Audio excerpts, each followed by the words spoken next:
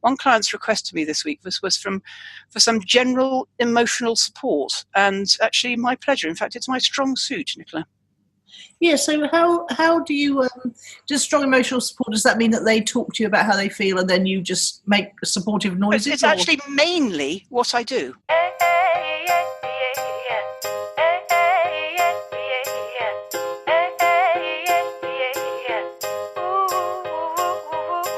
Welcome to Own It, Your Business and Your Life, with Nicola Cairncross and Judith Morgan. In this podcast, we're going to cover everything you need to embrace to become a successful entrepreneur, marketing, money, and much, much more. How to create a business doing just what you love. How to own it, your business and your life. This one will be fast, funny, feisty, and very lively. So sit back and enjoy the show.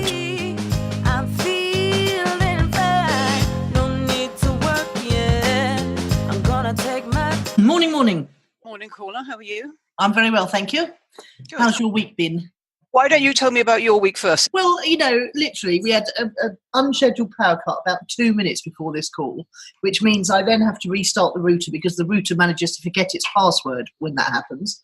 And at the same minute, Sarah was reversing up my drive in a very 3-point, 5-point, 10-point turn fashion, by the sounds of it. Why did you need to get involved in that bit? Well, I didn't. It's just that it was noisy. Yes. But as we were restarting anyway, it didn't really matter. Yes, brother arrived last Friday, and he's been getting very comfortable since. He arrived on a one-way ticket, and he's going to be investigating Berlin, Paris, and the UK while he's over in the woods. And he's first time in Stupor. He absolutely loves it. He's going out for early morning walks, having a nice breakfast on the seafront, and then is he in your house or in the one next door? No, he's in our house, and in fact, the ladies from the next door house arrived today as well. So it's hotting up round here, as is party season. We've got 2 parties scheduled in the next week and a half. So and how's Sarah getting on her house sit up the hill? Yeah, no, she did the house sit up the hill, and she's now on the house sit in Agios Nikolaos. Okay. And they left her a little car, so she's zooming up and down the coast. Oh, nice. Yeah, absolutely. And the dogs are lovely. The dogs were lovely at both sits, so it was a good experience. I've been editing cricket videos this week. Well, not really cricket videos. An interview with Alex Tudor, who is a former England cricketer. And I was asked to film this in conversation with Arthur Burgess, who lent me a car for a couple of months, because Arthur runs a Cricket on the Beach charity, which raises money for our local fire engines and fire brigade, which is a very important thing, as you know, from having seen the fire videos earlier in the year. So, that's a bit of a surprise. And I'm, putting the old test match cricket music on it and things like that. Were you allowed to do that? You're allowed to do under 30 seconds. That's the one. Yep. Yeah, who's it by, that song? Do you know? Who's it by? It's a soul song. It's a soul. It's got a soul in the title. Original test match cricket music. I'll tell you exactly who it's by. I had it open a minute ago. It is Soul Limbo by Booker T and the MGs. I used to love Booker T and the MGs. Yeah. Fantastic. Well, I'm not. Yeah, actually, I think the cricket one is different. It's Soul Song Limbo by Tommy J. Oh, okay. Yeah, I know you got all excited there, didn't you? I did, yes. I did. I don't know the Tommy J all that well, but I certainly remember Booker T and the MGs. Here we go. Yes, it's a good tune. It almost makes you want to watch cricket. It does, yes.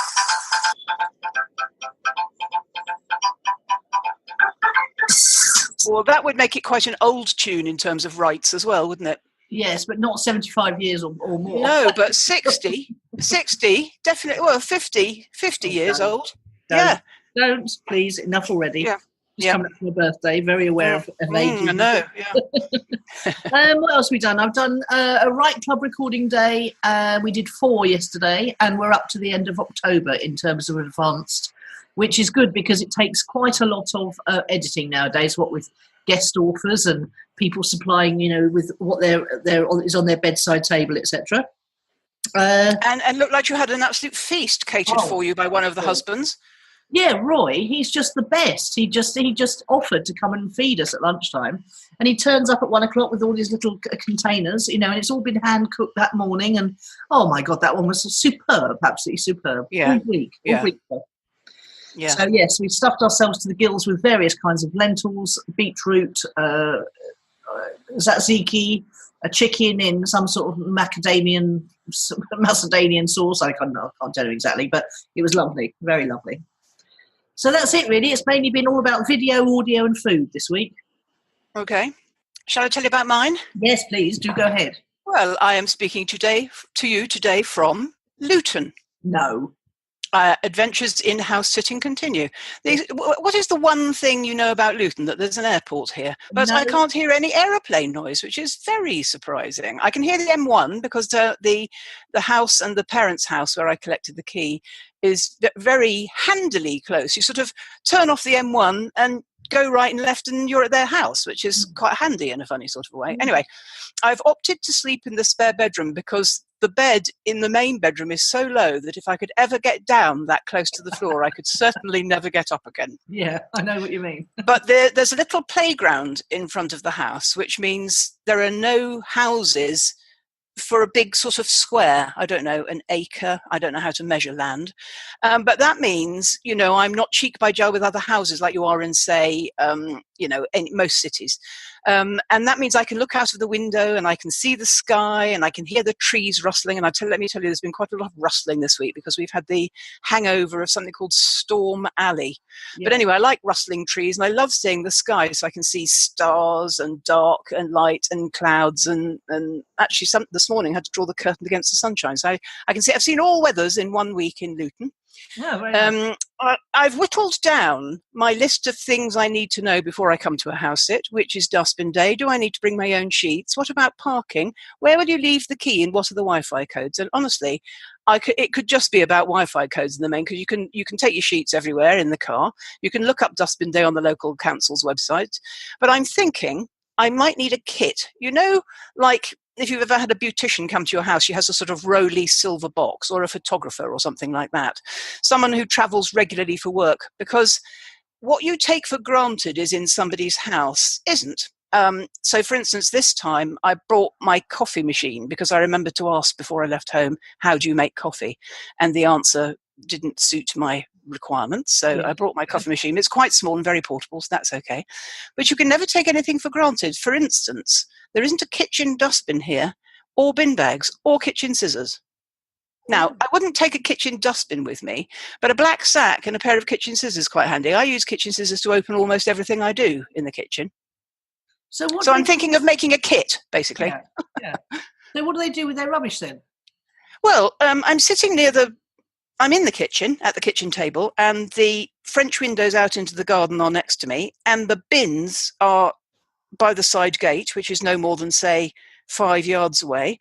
I think they mainly take they've got some tiny little Brabantia bins throughout the house, tiny little pedal bins. And I think they mainly fill a bag and take it out to the dustbins. To be honest, I'm not altogether sure, because actually I haven't got time to quiz people about their dustbin habits. I just know that I'm not the same as mine. But I thought you were the dustbin monitor. Well, I am the dustbin monitor, but if there's no internal bin and I'm never sharing with them, I don't care what they do in last week or next week, do I? You know what you're going to do. Yes, exactly. Now, I've got some great news, though. Well, go on then. So, last week's newsletter, 10 o'clock on Friday morning, went out and appealed for advance house sits, but 2 hours before it went out, I received a connection to someone who wants someone like me for 6 months while they go to Argentina, where they have another house. So I'm driving up to suburban South London a week on Sunday to meet them for lunch. And I'm quite excited about this because the location would be good for everything and anything I might want to do in my life. So November to April, I may have covered. Well, that would be wonderful, wouldn't it? Well, 2 hours ahead of asking for it, just from Facebook. Again, Facebook, those websites have done nothing for me, but I've had all the invitations that a girl could need through Facebook. Yeah, that's amazing, isn't it? And you do like a bit of suburban South London, don't you? Well, only because it's handy. I can go and see my niece's new flat. I can go and see my family easily. I can go up to my bank. I can see people. It's what I know. Yes, it is. And I'm intrigued by you talking about going up to South London when actually it's obviously down from Luton to South London. Oh, no, but I won't be going up to South London from Luton. I'll be going home to Somerset first, and everything is up from Somerset unless you're going down to Devon and Cornwall. Yeah, exactly. Exactly. Nice. But actually, you always go up to London, wherever you are. That's true. Uptown. Yes, except from Oxbridge. You come down from Oxbridge for some unknown reason. But anyway, there we go. So I'm in Luton, and I might be in suburban South London for 6 months. Well, that'll be really nice because you can really get comfortable. Actually, in 6 months, I could take everything I own, and it's overdue for a cull. That I've realised because I don't need most of it. Weird. I know. I found myself thinking about a dining room table the other day for the first time in a very long time, and being sorely tempted to order one from IKEA because if I want to have anyone round for any kind of food here, we have to rely on very unreliable plastic stuff that's been sitting out in the sunshine and might explode in any minute. So, if you are going to order one online or something, I've always done very well with a folding wallpaper paste table, not the wooden one. They come in wood, but I had a plastic one. They cost like 20 quid, and they seat 1, 2, 3, 4, 5, 6, 7, 8 people. And you can fold them down and they don't get in your way, and they're very robust. They're not like garden furniture at all. They're robust. Oh, okay. Well, I definitely need something that will fold down because I want to be able to put it on the balcony. Quite. Absolutely. Yes. Yes, but it's interesting that I was thinking even remotely in the terms of buying a piece of furniture. Yes, that is strange. I'm wondering if you could find something locally. Yes, probably. There's a big place called Practica that sells all DIY stuff. Think B&Q, but Greek. Yes, that might do it. Yeah, it might. Definitely there'll be something there, won't there?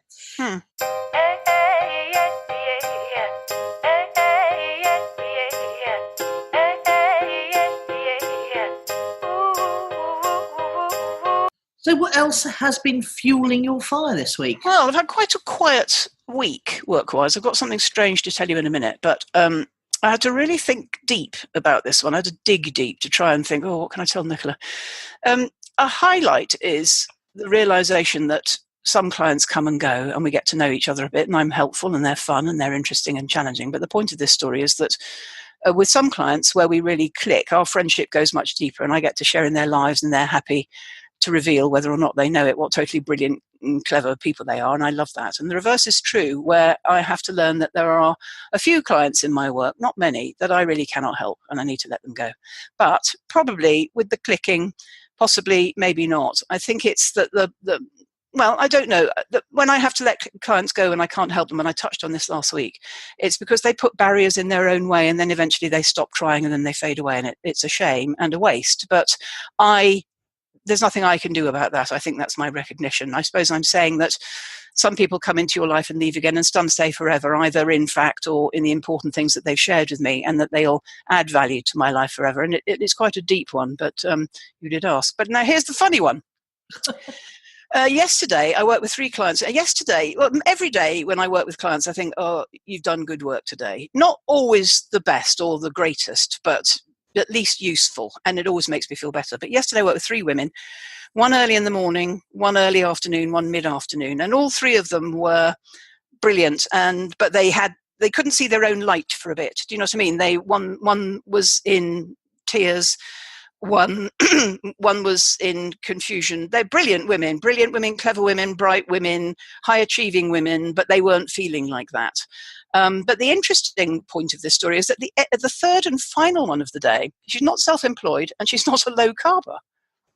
She's got a day job, and I'm helping her find a new one. And even I didn't really notice that was the work that we were doing together until yesterday afternoon.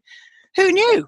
So did you think she was coming to find a way out of her employment? No. It's her second or third session. I just hadn't realised that. I hadn't thought. I don't know why you're asking me. I don't know anything about getting a job. I'd just gone straight into the issue that she presented, and we're working on it together very successfully, actually. Oh, there's some lovely books about careers. Well, interestingly, she'd read it, and we both discovered that the one that everybody always recommends is now rather seriously out of date. Which is even though it's updated regularly. What colour is your parachute? Yeah. She'd revisited it, and but she said the most recent update is 2005. And what people knew about getting a job in 2005 probably isn't. Well, I think there's some basics in there, and I'm not rubbishing that book at all. Yeah. But what you need to know about getting a job in 2018, and indeed what she's relying on me upon, relying on me for, because of course I know nothing about getting a job, is getting her into the right place in every sense. So instead we started with, I need a new job, I'm going to be made redundant and all awful, to, Well, perhaps we could earn more money, go down to 4 days a week and get a job you really want. Absolutely. Two recommendations from me, because I did occasionally used to have jobs and did occasionally used to try and do better at them. There was one called Love is the Killer App by Tim someone, I think. And that was amazing. I thought it was just, I don't know what I thought it was about, but it turned out to be about how to really network effectively. And the other one was, of course, still Laura Berman Fortgang. It's still worth a read, which is Take Yourself to the Top. And that's got some fantastic practical advice in there about how to, again, network your way to your dream job. And I really liked both of those, and I think they would stand the test of time. Good. Tell me what's fueled your fire. Well, I've had two, count them, new client inquiries this week, both from people I've known for years and years and years and years and years. And it's interesting because one of them, well, I mean, I can't say too much about it, but it would just be a straightforward fee job because there's no way that I can I don't think there's any way. There might be a small way that I can bring added value, but it would just be a straightforward retainer, but it would be an ongoing thing, at least for a year. And the second one is someone who was recommended by the same people who were involved in the first one, who were on a mastermind on a yacht in Marbella. And my name came up, which is nice. And I've had a long conversation with the person who actually, do you remember they hosted the first ever internet marketing seminar? I do, yeah.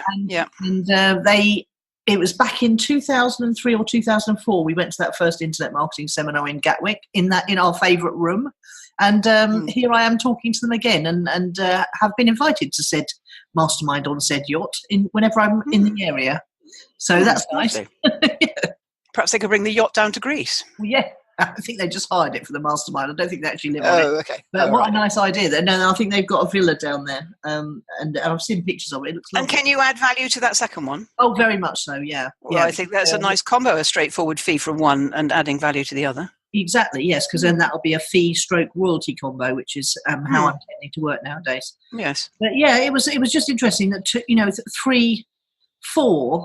four of the biggest projects, if obviously if I get taken on, four of my biggest projects will all be from people I've known for years and years and years. And what is the really interesting thing about this? They're referrals, which you always don't like to rely on. And that's fair enough. You couldn't have relied for 20 years on that coming true in 2018. No, exactly. But the other point is that all of our respective clients want to make money overnight.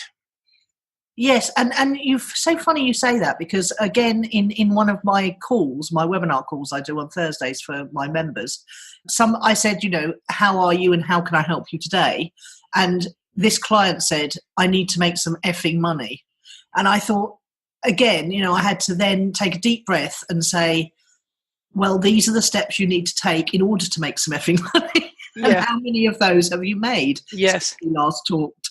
And it seems to be that even though they know intellectually they've got to have to do the work to get to the place where they might stand at, be in any danger of making any money at all, they still think somehow that there's a magic wand that can be waved and money happens instantly. And this is a real challenge for me and my clients. And I'm fine. I mean, I think all my marketing now points them away from the fact that there is no magic wand. But they still hope somewhere in their heart that there is. And that's the same as my low carbing. We just have to eat healthily for the rest of our life. We're not on a diet, so we're going to lose pounds tonight before you go to a date on the weekend.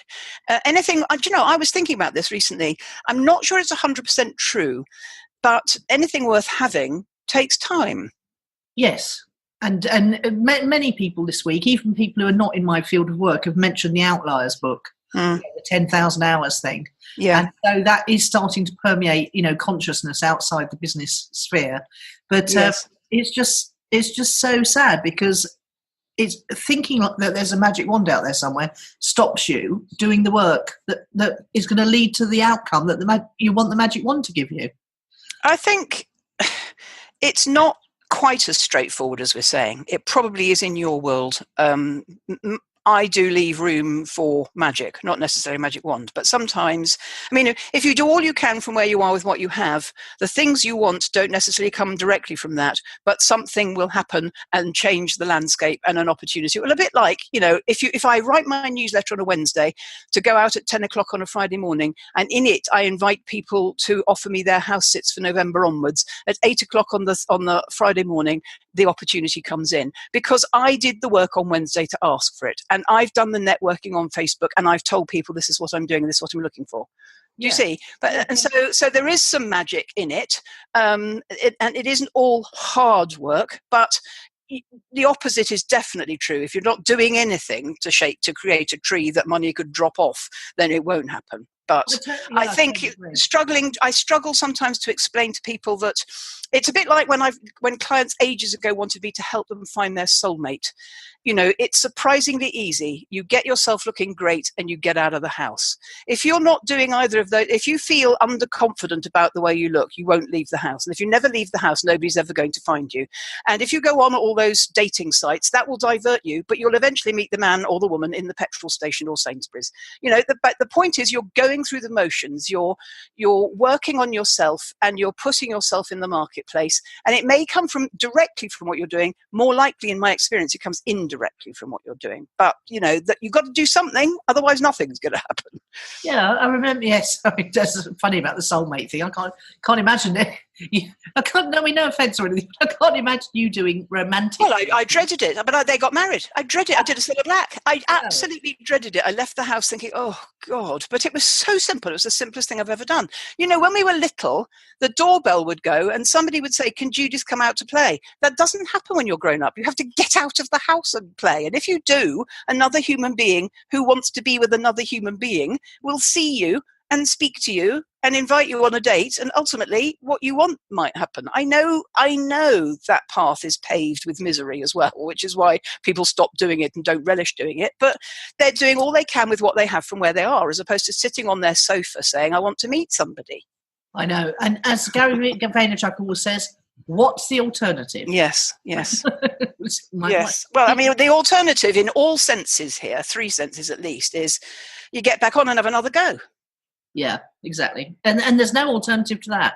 That's the point he's making is, your alternative to that is nothing. Yes. Yeah. Nothing's going to happen. Get back on and have another go for the rest of your life. Yeah, absolutely. Oh, that was good, wasn't it? We got into that very, very interestingly. We could have extended that into our focus of the week. Well, we've done it now. Yeah.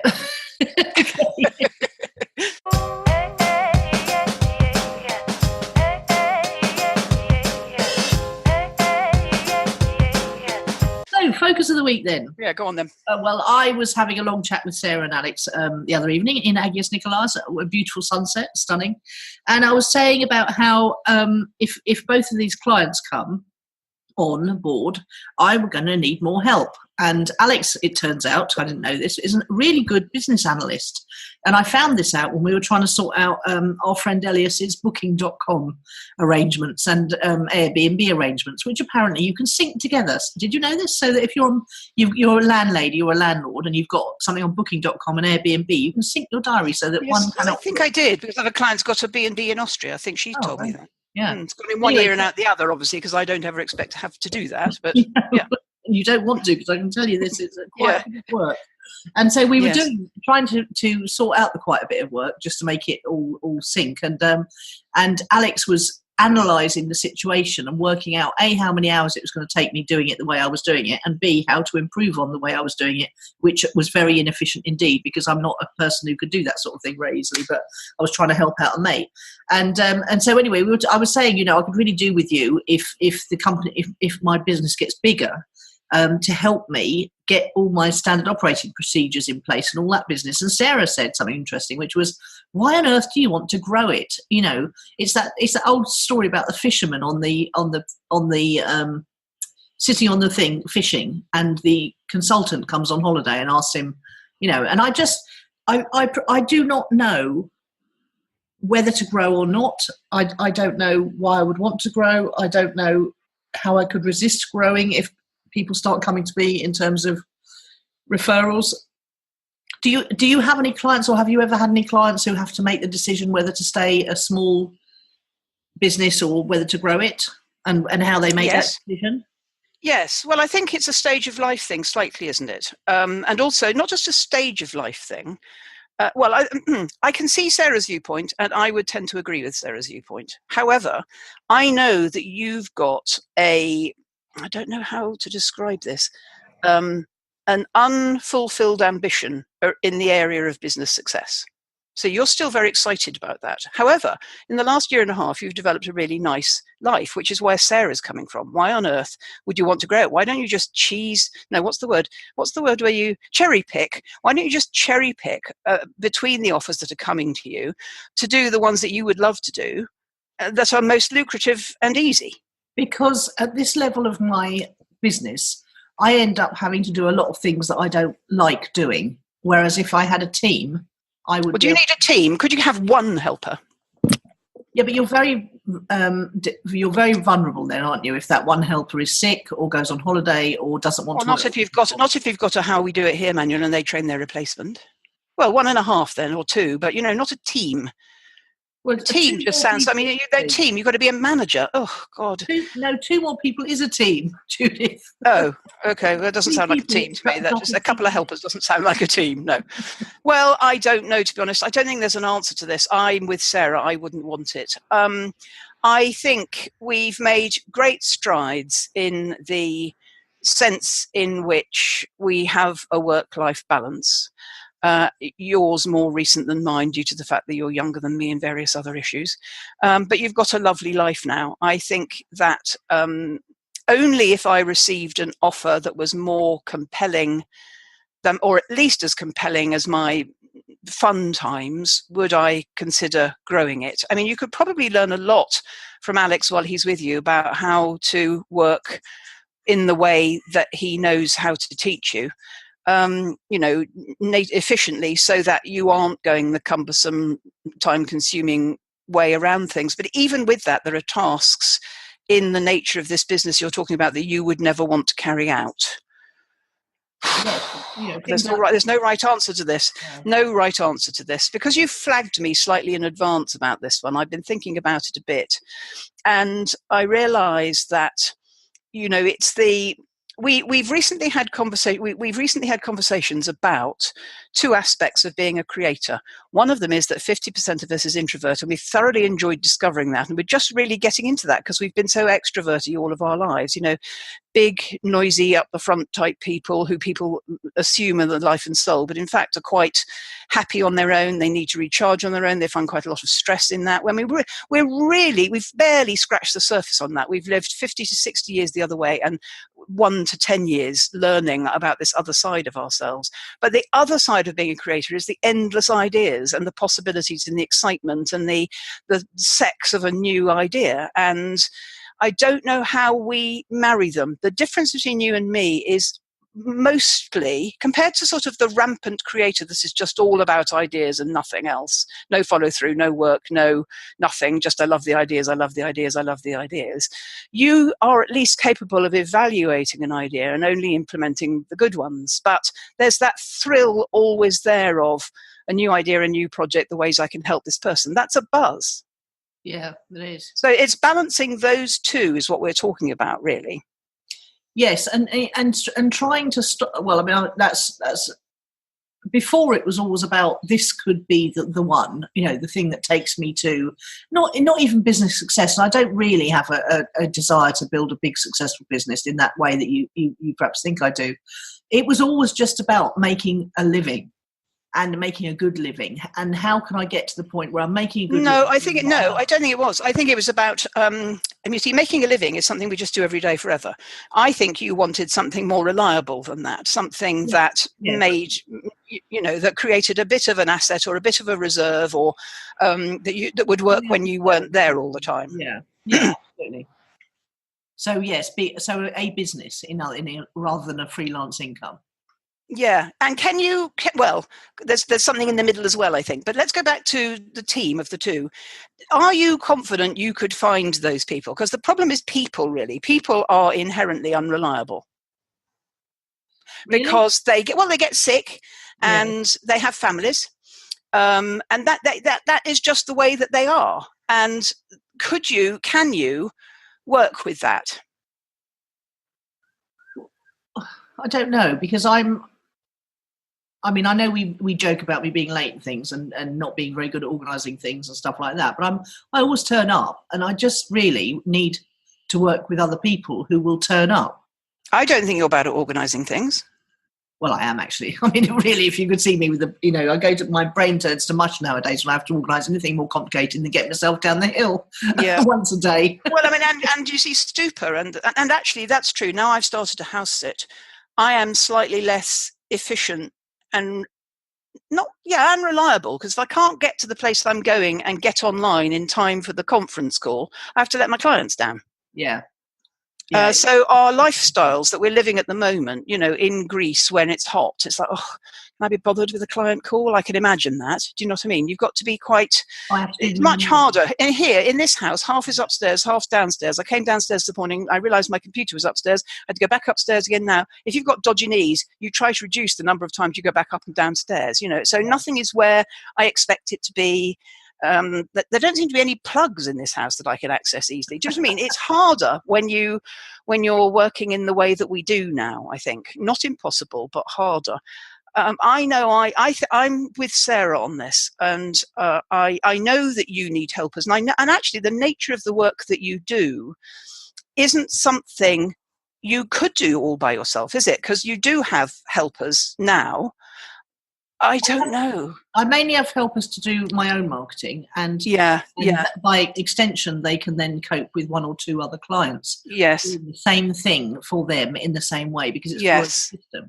But they're both members of your family, aren't they? Well, that is the thing, yes, and that's a bad no-no in the E-Myth, isn't it? Well, it is, but it works for me because they know who I am and how I like to work and what my failings are and how to get hold of me if I. And why wouldn't another human being be able to do that?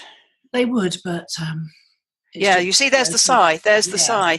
It's the finding of them and the training of them, and the belief that they exist out there. And it's a bit like, that's what I'm working on with my client, the belief that there's a job out there she would actually like, when her experience of jobs, well, it's the same with the boyfriends, isn't it? If your experience of boyfriends all turns to poo, you don't believe there's one out there for you. And if your experience of jobs is all a bucket of mushrooms, you don't believe there's a good one out there. And I think that hiring people, working with people, is difficult. And if you remember, well, I'm going to talk about myself. When I was an employee, I wasn't that. I was reliable, punctual, organised, But of course, then you can't be an employee for very long because you realise there's nothing in it for you. You've got to step outside. So the people with the qualities that we admire are running businesses, not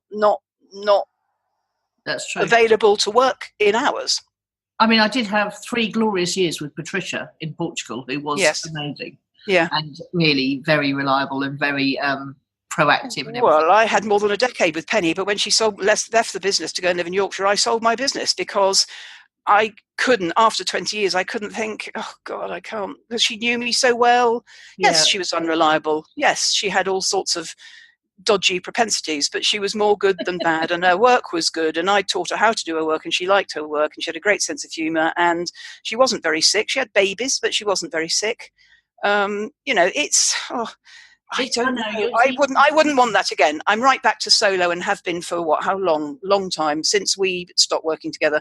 2010. I'm 8 years into it being just me, and I like it like that. Yeah, I've got to say, listening to you've swung me back towards the fishing on the jetty again. Well, I don't think there's a right answer, Nicola. I'm pains to point that out. I don't think there's a right answer to this. And I, for the previous, how long have I been self-employed? 40-something years. For the previous 35, I kept doing both. Have a business, have a team, go and do it by yourself because it's easier. Join up with other people, other stresses and strains are introduced. Bust yourself back to just you. I tell you what it is. A team can help you go farther, faster. You can only make limited progress on your own, but your peace of mind, depending on your personality type, might be greater. It certainly is for me. Yeah. Okay, that's a good wrangling all around the topic. So. Yeah, it's not a right answer. And my hero, Jack Reacher, new book out relatively soon, he says that some things don't have a right answer, don't have an answer. Some things we'll never know the answer to. Which does he say that in every book, or does No, he doesn't. And I can't. And actually, I can't plumb my way back through the last 20 books to find out which one he said it in. But when he said it, I remember thinking, "Oh, Jack," because I kind of like to know the answers to everything. And I always find it a bit frustrating when there isn't. But I think it's true. I think what you've described is the two sides of being a creator. Profile.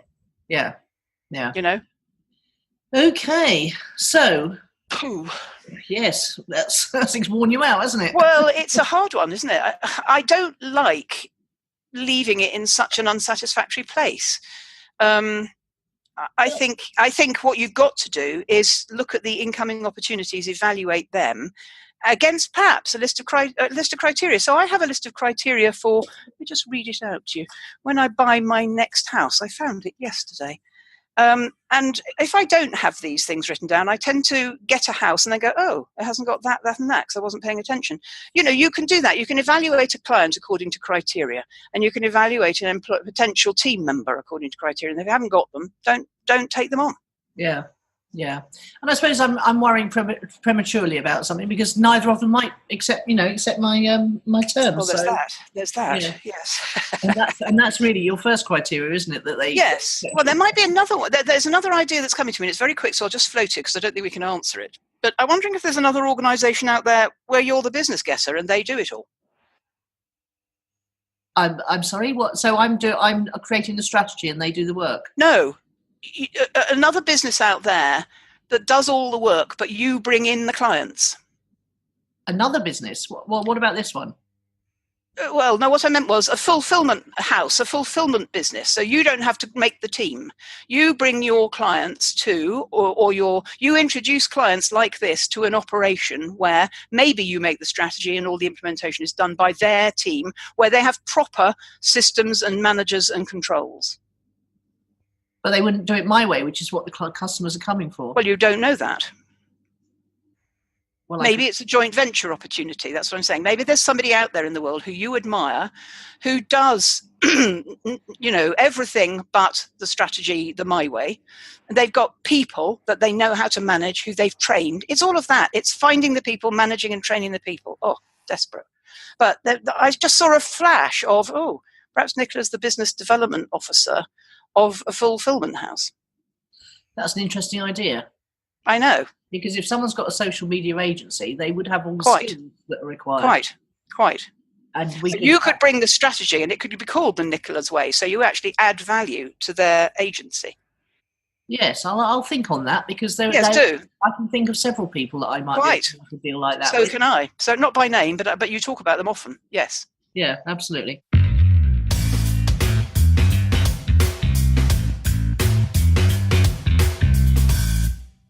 Okay, so what's your word of the week then? You go first.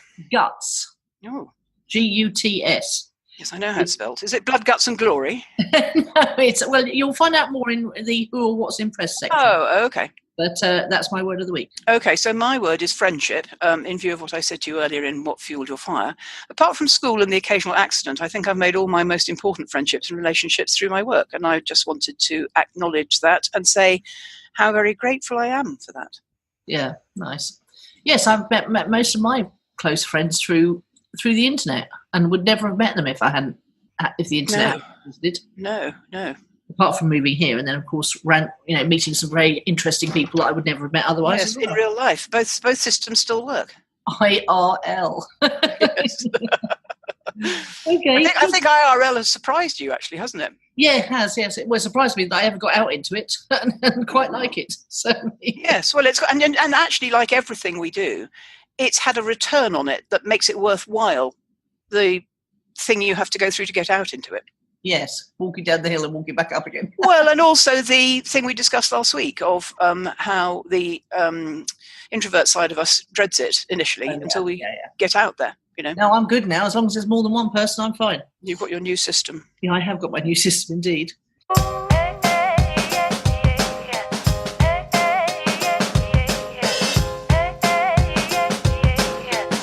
Updates then. You want to go first? I haven't got any new ones. I'm trogging along nicely with all current projects, coaching groups and pay what you want clients. I'm enjoying people very muchly at the moment, especially those that make me dig deep and scour everything I've got for new resources, new thoughts and new triggers to get them into action if action's what needed. Or just for them to be able to see things in a different light. That's what I did yesterday, which is more empowering or restful or accepting or abundant, whatever I perceive that they need. One client's request to me this week was for some general emotional support, and actually my pleasure. In fact, it's my strong suit, Nicola. Yeah, so how do you, just strong emotional support, does that mean that they talk to you about how they feel and then you just make supportive noises? It's actually mainly what I do. It's mainly my work. I'm more psychologist than anything these days. Yeah. So you listen. You know, if you feel anything, if you feel low or tearful or frustrated or anything on the neg scale, you're not going to be able to do or perform or, you know, go into the office and look like the boss or go and do networking to get new clients or put in your application for that job you may or may not be good enough for. You know, their emotions is mostly what I'm dealing with. And the client who sent in the email for some general emotional support, I've been working with for, 3 or 4 years. And there's a huge project that she's on, and it's one woman doing a huge project all by herself. And we've got some similarities in our lives in as much as our experience of family wasn't always great. And hers are still alive and mine are dead. So that's harder for her than it is for me, and I've forgiven mine. But it means I'm uniquely able to support her because I know the dagger to the heart when somebody in the family says or does something. I'm enough of an amateur psychologist to be able to point out when the other person's behavior is passive aggressive. I sometimes even point out when what they've said or done is fair enough if we can look at it through their eyes. And just sometimes when you get low and you're working hard and nothing seems to be working, or you've lost your mojo, or you're frightened that you're running out of money, or that, it's all emotion. In fact, Chris Barrett always says the same, which is, you know, you can't separate the person from the business owner. And I think he and I both believe you shouldn't try. And because I'm not frightened of emotions and I'm happy for people to cry. In fact, the lady yesterday morning when she was crying on me, she said, "There isn't anywhere I can go as a female business owner except to you where you understand, and there's a particular unique quality to female support that I wanted. And if my renewal is up, send me the bill immediately. Just this one session has been worth the whole year."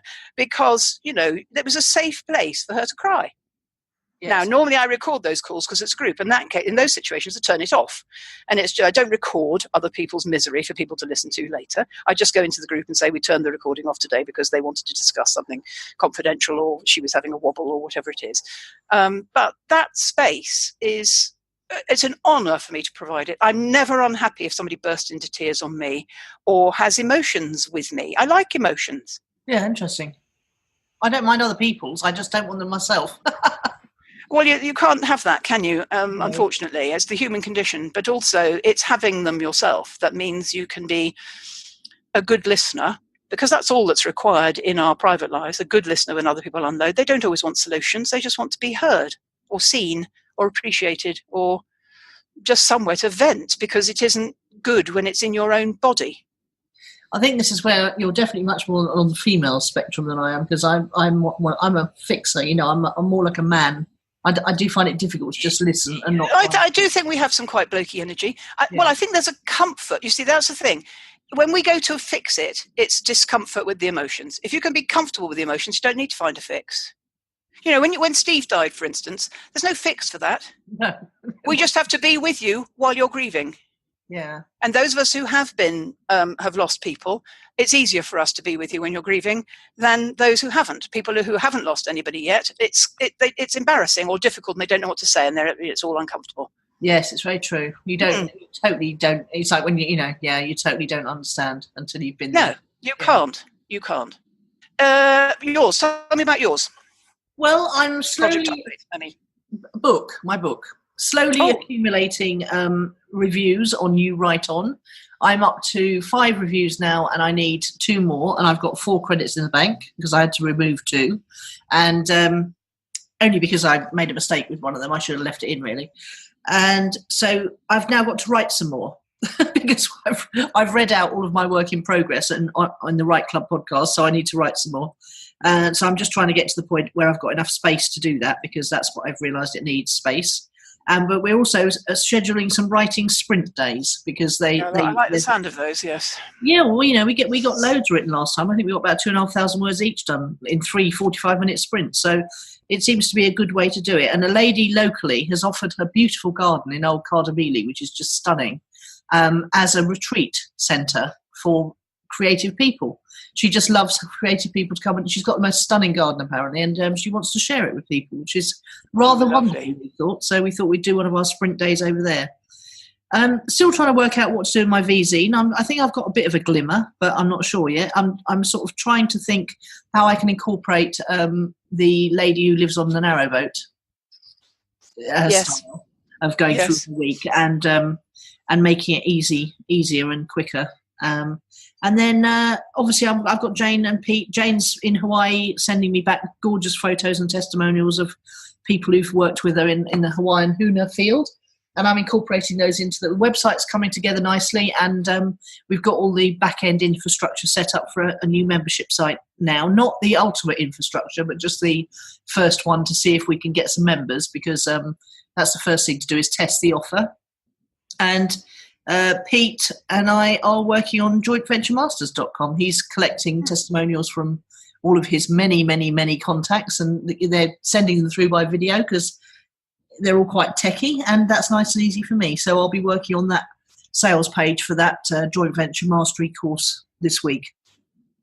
So it's all nice and steady on those fronts. Okay.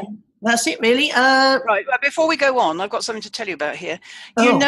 You just told us about You Write On, and last week you told us about Adverbly. I've discovered a new one this week that I think you might like. It's called HemingwayApp.com, after Ernest Hemingway. Oh, I've heard of this. And it simplifies your writing. It highlights lengthy, complex sentences and common errors. If you see a yellow sentence, shorten or split it. If you see a red one, it's so dense and complicated that your readers will be lost trying to follow its meandering, splitting logic. Oh, that's what I tend to do. Yeah, and there's a purple one. If you used a purple word but a shorter word would help. It takes out adverbs as well. Oh. Yeah, look at it. Look how lovely that is. Isn't that nice? Nice. And actually, of course, I like Ernest Hemingway, and I've been to his house. I thought this was very appealing. Yeah, I shall be using this, that's for sure. Yes, and share it with your Right Club ladies. I think they might like it. Yeah, I'm sure they've heard of it or even use it. But I'm sure they have, haven't yes. mentioned it to me yet. No. Oh, great stuff. Hemingway app. Yeah. .com. Yeah. Nice, well done.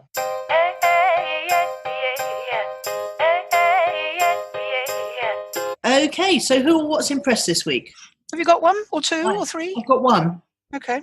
Yeah. There we go. Okay, so in the course of editing this this Alex Tudor conversation with Arthur, my friend Arthur, yes, I went and had to look him up because I wanted to make sure that he had actually played for England and wasn't putting it former England cricket. Although I'd heard Arthur say it, I just wanted to check the fact. And I came across YouTube videos of not only him.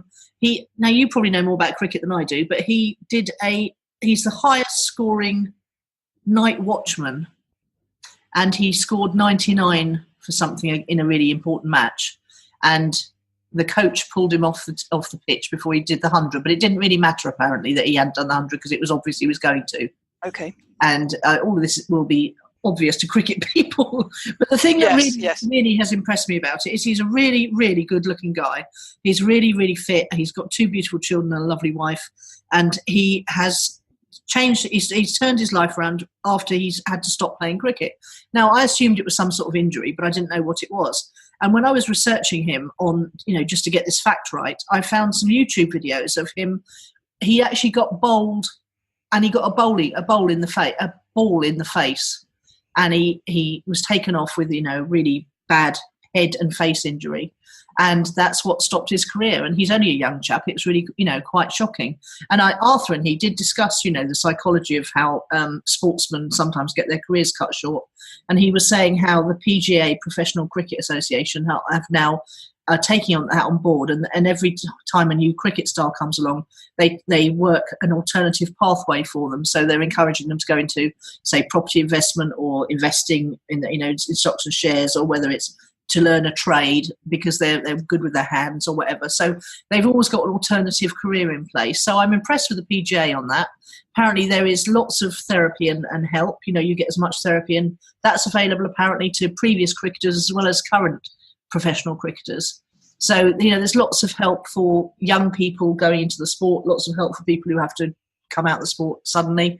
Alex is now working as a coach, a sports coach at a very prestigious school, and he's absolutely loving it, even, coaching the sports that he wasn't familiar with before he started. And I was just very impressed with him. He was very articulate, he was very intelligent, he was very kind to give his time on the last day of his holiday for Arthur's interview. And, all-round good bloke. I did Google him a bit when you first said you were working with him, and what you've just said about sport and the way they work with professional sports people. Now, I knew, of course, because my brother's in rugby, and his rugby club have founded this community mental health for young men charity, and my nephew's in golf. And, of course, it's not just about the how you play, but it's about the wealth you accumulate around you in a short career. Do you remember in the Money Gym we had a client who was a ballerina? No. And the retirement age for a professional ballet dancer is 30. Yes, so you have to earn in that time what you're going to need for all of your life. Yeah. And then find something useful to do with your life after that. Yes, and that's where the psychological aspects come in, isn't it? Yeah. If you've been at the top of your game in one thing, yes, it's very difficult to then go through the adult learning curve and be... Well, it kind of is. I mean, I know you're going to think I'm funny because you don't watch it, but we see professional sports people on Strictly Come Dancing, and they have a completely different ethic. I was going to say work ethic, but it's everything. Because they are high achievers, they want to win at this as well, and they can adapt that skill set to anything. Yeah, I totally. They're a completely different breed of person. Yes, because in order to have got good at sport, they have to have done... Absolutely, they've been through hell and back, yes. Yeah. And they've given everything and more.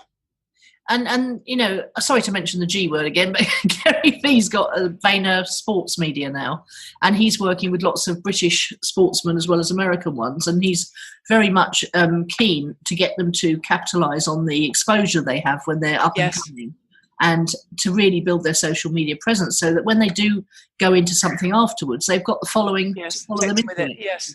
And also the other thing that they have is a will to win. There's no shame in winning or being first or being on the top of the podium, quite the opposite, whereas some of the rest of us are all a bit sort of modest. Yes. Oh, yes, that's right. They've got the will to win, absolutely. Yes, they have. They don't care what they're in, they want to win. Yeah. And unashamedly, that's... Yes, they're not ashamed. One of the girls this week, who is a Paralympian, has, in the middle of training for the first show, has to go to Australia to compete in something. So in the middle of training to be a dancer on Saturday night television, she's going to Australia to compete in a Paralympic event, will probably win the championship and bring it home. I mean, it's just a complete... Australia! And the flight would finish me off, let alone, dancing at one end and performing her sport at the other. It's just phenomenal, isn't it? It is indeed. And there's a Paralympian in the MasterChef, Celebrity MasterChef at the moment. Ah, okay. So there you go. They get everywhere. I mean, they're even more impressive, aren't they? Because they had physical difficulties to deal with in the first place. I know. It's astonishing when sometimes you catch one of those videos on Facebook and see where people have come. I know. Amazing. Good stuff. So what about you then? Yes, I'm going to tell you about a similarly inspiring person, a lady called Jana Bakunina. I'm not sure that that's how you pronounce her name, but I know her via Facebook, and she's even had the odd session with me, and maybe 2 or 3 a while back. Pay what you want. She's Russian, and she lives in London. She's got a very strong presence on Facebook, and this week she had an article published in the Financial Times called "What Men Say When I Tell Them I Focus on Funding Female Founders." She now works with Lord Wahid Ali in venture capital, and their business focuses on funding female business owners. And when she tells men, this article explained that they asking her, what sectors are you? She, I only do women, and they've got 3 responses. Oh, is it a charity? Yeah. So anything where you fund women must be a charitable effort because it's not really a business effort. Or is it a social impact fund? Or is she limiting herself and her business partner by just focusing on women? And when she tells women, they say, fantastic. Good for you, yeah. That's so interesting, isn't it? That they automatically assume that women It's a charitable thing. Yes. Yes, or that we're second-class citizens, or they're not going to make as much money for her and Mr. Lord Ali. You know what I mean? It's just weird. Yeah, it's like casual racism, but casual sexism. Well, and then actually this lady yesterday, the one I'm helping get a new job, said I'm angry all the time. I said, so am I, because actually it's in every walk of life. It's casual fatism, casual sexism, casual ageism, it's everything, isn't it, all of the time. And reading the papers, you just think, oh, I thought we were getting there, now I don't know. Yeah. 2 steps forward, 1 step back. Yeah, longer job than perhaps we thought. Yeah, 100 years and still counting. Yes. Well, the good news is we don't have a job. So in our self-employment, what we've put around ourselves is circumstances that aren't sexist, and women in jobs are still patronised horribly. Yeah, I'm sure. But onwards and upwards, that's what we say. Yeah, so we found inspiring people who are close to us and whose in whose work we're involved. So we're very lucky. Yeah, absolutely. Good one. See you next week. Yeah, see you next week. Enjoy your breath. And you. Bye. Okay, bye. How do they do it? Not a care and suffering. Wanna step into their world. You've been listening to Nicola Cairncross and Judith Morgan. The podcast is called Own It, Your Business and Your Life. Do come and visit us at ownitthepodcast.com. We'd love to hear your feedback. You can find out more about Judith and visit her on her website at judithmorgan.com, and you can find Nicola at nicolacairncross.com.